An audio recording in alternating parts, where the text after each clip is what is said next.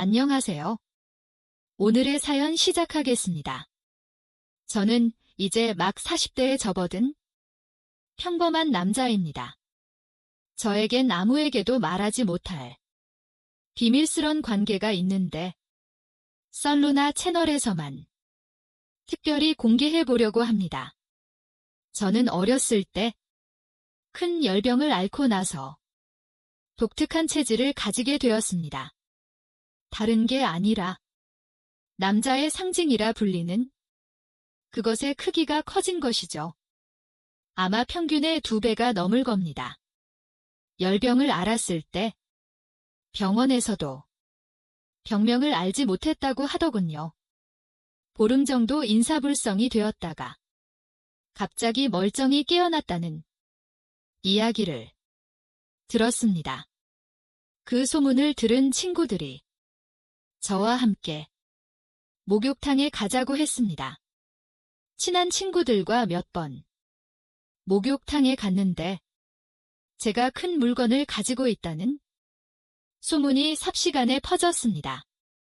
성인이 되어서는 소극적인 성격에서 대범한 성격으로 바뀌게 된 계기가 있었습니다. 여자친구를 처음 사귀게 되었고 처음으로 관계를 맺게 되었죠. 여자친구는 처음이 아니었지만 너무 아프다며 눈물까지 흘렸습니다. 그만둘까 물어봤지만 그만두지 말라길래 어떻게 해야 할지 몰랐습니다. 그날 이후로 여자친구는 저에게 더 잘해주기 시작했고 데이트 말미에 제가 모텔에 가자고 말하길 기다리는 것 같았습니다. 또 친구들과 유흥업소를 몇 번 가본 적도 있습니다. 백인 여자가 있는 업소도 갔었는데 저는 이 차를 가지 않으려 했지만 자연스럽게 제 물건을 눈치챈 백인 여자가 먼저 제안을 하더군요. 저와 이 차를 가고 싶다는 것이었습니다.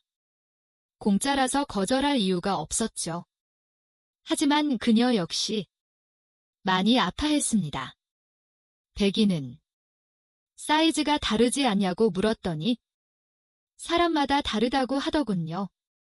그 후로도 몇 번 더 만났지만 언어가 잘 통하지 않다 보니 데이트가 점점 재미없어져서 관계는 자연스럽게 끝났습니다. 저는 키도 평균이고 얼굴도 그리 잘생긴 편이 아니어서 여자를 쉽게 사귀지는 못했습니다. 하지만 저와 잠자리를 가진 여자들은 저에게 잘해주었죠. 사귀다 헤어진 후에도 연락은 꼭 오곤 했습니다.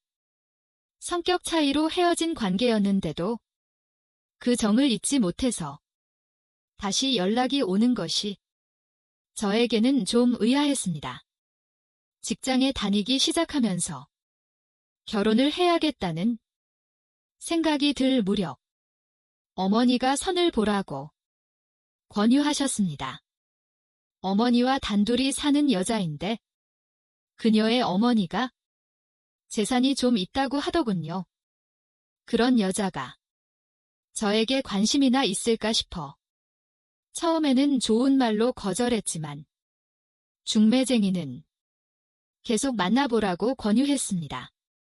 그래서 선을 봤는데 서로 마음에 들었습니다.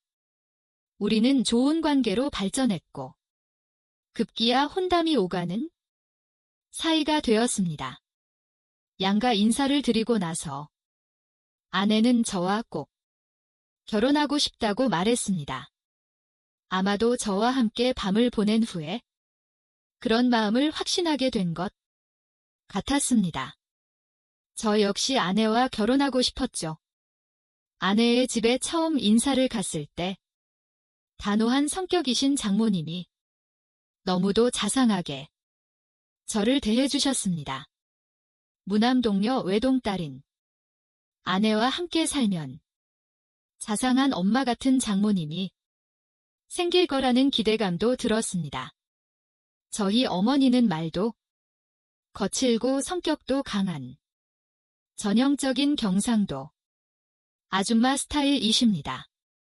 그와는 반대로 장모님은 말씀도 조곤조곤 하시고 제가 무슨 말을 하면 큰 소리로 웃어주셔서 장모님께 호감을 느끼며 감사한 마음이 들었습니다. 결혼 후에는 처가와 같은 동네에 집을 마련해 살았는데 집은 장모님께서 해주셨습니다. 저희 부모님은 장모님께 큰 감사의 말씀을 전했습니다. 아내와 함께 알콩달콩 신혼 생활을 즐기고 있던 중 저는 청천벽력 같은 소식을 듣게 되었습니다. 동네 미용실에 머리를 자르러 갔는데 미용실 아줌마와 동네 아줌마들이 얘기하는 것을 우연히 들었습니다. 너무도 충격적인 내용이었습니다. 장모님이 노래방 도우미로 일한다는 것이었습니다. 미용실 아줌마는 제가 장모님의 사위라는 것을 모르고 신나게 떠들고 있었죠. 저기, 저 건물 뒷집에 사는 여자 했잖아. 라고 말하는 순간 바로 그 집이 장모님이 혼나는 집이라는 걸 깨달았습니다. 미용실 원장님은 장모님이 노래방에서 남자들과 어울려 노는 모습을 봤다. 고 말했습니다. 처음에는 장모님이 지인들과 어울려 노는 것이라고 생각했지만 그게 아니었습니다. 그 방 안에 있는 여자들은 모두 노래방 도우미들이었다고 합니다. 돈도 많은 여자가 왜 노래방 도우미를 할까? 의문을 품고 있던 중 미용실 아줌마는 장모님이 어떤 남자와 모텔에 들어가는 것을 봤다고 말했습니다. 장모님이 그 남자를 오빠라고 불렀지만 상대 남자는 너무 어려 보였고 둘은 분명 처음 만난 사이 같았다고 합니다. 이 사실을 어떻게 처리해야 할지 몰랐지만 확인되지 않은 사실이기에 저는 일단 항고할 수밖에 없었습니다. 저희는 결혼 후 신혼여행 내내 부부관계에 실패했습니다. 아내가 너무 아파했기 때문이었죠. 그러나 시간이 지나면서 아내는 제 사이즈에 적응했고 저와의 밤이 행복하다고 말했습니다. 신혼여행 중 관계에 실패한 이야기를 아내는 장모님에게 했다고 합니다. 아내와 장모님은 단 둘이 살면서 서로 모든 이야기를 공유하며 의지해왔기 때문에 그런 이야기도 자연스럽게 할 수 있었던 것 같습니다. 아내가 만삭이 되자 더 이상 부부관계를 갖는 것이 힘들어졌습니다. 출산하고 몸을 회복할 때까지 잠시 참아달라고 부탁했습니다. 솔직히 저는 끓어오르는 욕망을 잘 참지 못하는 편입니다. 신혼 때 매일같이 뜨거운 시간을 보냈기 때문에 더 참기가 힘들었던 것 같습니다.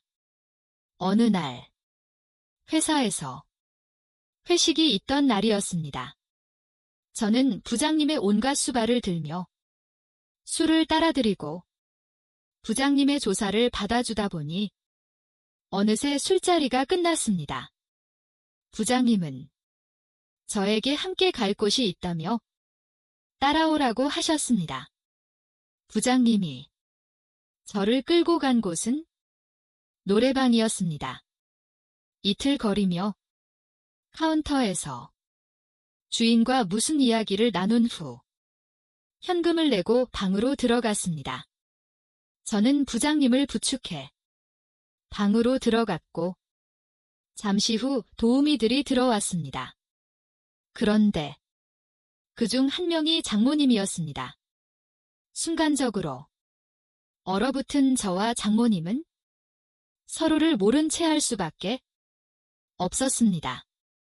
부장님은 나는 나이 어린 여자가 좋아라며 장모님을 제 옆에 앉혔습니다. 진한 화장품 냄새가 풍겨왔는데 장모님에게서 이런 냄새를 맡은 적은 한 번도 없었습니다. 부장님이 노래를 부르며 브루스를 추다가 저와 장모님을 이끌어 함께 브루스를 추게 했습니다. 어쩔 수 없이 저는 장모님과 어색하게 브루스를 쳤습니다. 아마도 장모님은 제 사이즈를 눈치챘을 겁니다. 부장님은 이 차를 가겠다고 했고 부장님이 돈을 낼 테니 저와 장모님도 이 차를 가라는 것이었습니다. 제가 머뭇거리자 부장님은 다 같이 가는 거야? 부장이 쏘는데 안 될 수 있냐? 라며 재촉했습니다. 그러자 장모님이 말을 가로채며 부장님이 가라면 가야죠라고 대답했습니다. 결국 우리는 노래방에서 나와 모텔로 갔습니다. 부장님은 방으로 들어가면서 저에게 즐거운 시간 보내라고 말했습니다. 그제야 저는 장모님에게 어떻게 된 일이에요? 라고 물었습니다. 장모님은 들어가서 얘기하자라며 얼른 제 손목을 끌어 방으로 들어갔습니다. 장모님은 기가 막힌 이야기를 하셨습니다. 남편과 사별한 뒤 너무 외로워서 외간 남자를 만나기가 두려웠다고 하셨습니다. 남자를 만나면 장모님이 가진 재산을 노리는 남자밖에 없다는 생각에 점점 두려워졌다고 하더군요. 처음에는 그런 게 아니었더라도 재산을 보고 욕심을 내는 남자들이 많아지면서 외로움과 두려움 사이에서 갈팡질팡하게 되었다고 했습니다. 그래서 노래방 도우미를 자처하게 되었다고 하셨습니다. 사장에게 돈을 조금 받아도 좋으니 젊은 남자들을 상대하고 싶다고 요청했다고 합니다. 그런데 의외로 젊은 남자들 중에는 나이 많은 여자를 불러달라는 경우가 많았다고 하더군요. 장모님은 눈에 서글픔을 가득 담고 저를 바라보며 말씀하셨습니다. 박서방, 나도 여자야. 남자가 그리운 여자라고. 나를 이해해 줄 수 있겠나? 장모님의 서글픈 표정을 보고 저는 말없이 고개를 끄덕였습니다. 장모님께 부장님이 끌고 와서 어쩔 수 없이 노래방에 온 것이라고 설명하자 장모님은 남자들이 사회생활 중 어쩔 수 없는 경우가 있다고 이해한다고 하시며 저를 안심시켜 주셨습니다. 얘기를 대충 마무리한 후 저는 장모님을 모셔다 드리겠다고 했습니다. 그런데 장모님이 뭔가 갈망하는 눈빛으로 저를 쳐다보셨습니다. 서로의 시선을 마주한 채 한참을 보다 우리는 침대로 서서히 쓰러졌습니다. 뜨거운 시간을 보내며 장모님도 물론 저를 많이 버거워하셨습니다. 일을 마친 후 솔직하게 장모님께 고백했습니다. 아내가 만삭이라 풀 곳이 없어 힘들었는데 장모님에게 풀게 될 줄은 몰랐다고 했습니다. 장모님은 계속 놀란 표정을 지으며 말씀하셨습니다. 아까 노래방에서 브루스를 출 때 자네 물건이 실하다는 건 눈치챘지만 이 정도일 줄은 몰랐네. 장모님께 많이 아팠는지 물어보자 장모님은 아프면서도 좋았다고 하셨습니다. 근데 사실 그때 아프실까봐 반 정도만 들어갔던 건 아시냐고 물었더니 장모님은 눈을 크게 뜨며 떨리는 목소리로 그랬나? 라고 답하셨습니다. 장모님은 딸이 사위를 외롭게 해서 미안한 마음이 들기 때문에 앞으로 본인에게 풀어도 좋다고 하셨습니다. 저는 속으로 생각했습니다. 장모님이 나를 위하는 척하지만 사실 본인이 호강하고 싶은 거겠지? 그러나 저는 모른 척하며 정말요. 그래도 될까요? 안 힘드시겠어요? 라고 물었습니다. 장모님은 힘들어도 어쩌겠나.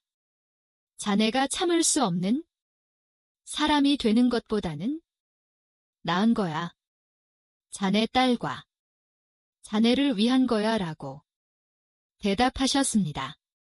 그 후 2번 더 뜨거운 시간을 보낸 우리는 모텔에서 나와 장모님을 집에 모셔다 드렸습니다. 그 후 장모님은 저에게 하루에도 몇 번씩 문자를 보내셨습니다. 점심은 먹었나? 몸 상하지 않게 쉬엄쉬엄 일하라는 등의 내용이었습니다. 결혼 후 가끔 장모님에게 안부 전화를 했지만 장모님이 먼저 연락을 하신 적은 없었거든요. 이런 문자가 자주 오는 것을 보니 장모님이 뭔가 원하는 것이 있는 게 분명했습니다. 며칠 후 아내는 장모님 집으로 들어가겠다고 했습니다. 저도 함께 들어가서 지내자고 했지만 거절했습니다. 술자리가 많아 술 먹고 늦게 들어가면 장모님께 민폐가 될 것 같다고 했지만 사실 그건 핑계에 불과했습니다. 퇴근길에 아내를 보고 집으로 돌아오는 식으로 지냈습니다. 장모님은 반찬을 가져다 준다고 핑계를 대며 저희 집에 거의 매일 오셨습니다. 반찬은 제가 집에 들렀을 때 주셔도 되는데도 말이죠. 장모님은 반찬을 가져다 줄 때 화장도 하고 한껏 멋을 부리고 오셨습니다. 저는 계속 모른 척했습니다. 결국 장모님 운전에 그날 이후로 하지 못했을 텐데 괜찮나 라고 물으셨습니다. 저는 힘들긴 했지? 만 어쩔 수 있나요? 바람을 피울 수도 없으니 라고 말했습니다. 그랬더니 장모님께선 얼굴이 붉어진 채로 나한테 말하지 그랬나? 안 되겠네. 이러다 자네 바람 나겠어라며 장모님은 저의 손목을 잡아 끌어 침대로 데리고 갔습니다. 그날 이후 장모님은 거의 매일 저희 집에 찾아오셨습니다. 장모님 안 힘드시세요? 저를 감당하기 힘드실 텐데 라고 묻자 장모님은 아니네. 사위가 바람나게 될 수는 없지라고 대답하셨습니다. 아내가 출산을 하고 산후조리원에 있는 동안 저는 장모님 집에서 지냈습니다. 우리는 부부처럼 지냈습니다. 장모님은 매일 보양식을 해주시고 낮에는 조리원에 가서 아내와 지내다가 제가 퇴근하고 나면 보양식을 차려놓고 기다리셨습니다. 아내가 몸을 회복한 후에도 장모님은 은근히 자신의 뜻을 내비치셨습니다. 요즘 희진이가 잘 받아주나 등의 질문을 하셨고 저는 일부러 짧게 대답했습니다. 장모님은 남자는 한 여자에게 만족하지 못한다더라며 말끝을 흐리기도 했습니다. 결국 장모님은 저에게 외롭다며 매달렸고 저는 장모님을 안아드렸습니다. 장모님은 매일같이 응원 문자를 보내주셨고 이틀에 한 번씩 집에 들러 반찬을 가져가라고 하셨습니다. 장모님 댁에 들르면 10간 정도 있다가 집으로 돌아왔습니다. 이제는 장모님이 저에게 적응한 듯 보입니다. 장모님과 둘이 있을 때 가끔 여보라고 하며 교태를 부리기도 합니다. 단호한 모습이었던 장모님이 이렇게 아양을 떨며 교태를 부릴 줄은 꿈에도 몰랐습니다. 장모님은 언제든 힘들면 회사를 그만두라고 하시며 생활비를 주겠다고 하셨습니다. 이렇게 든든한 비밀. 여자친구가 있으니 요샌 회사에서 크게 스트레스를 받지 않는 것 같네요. 이것으로 오늘의 사연 마치도록 하겠습니다. 감사합니다. 다들 좋아요, 구독, 알림 설정 꼭 부탁드립니다.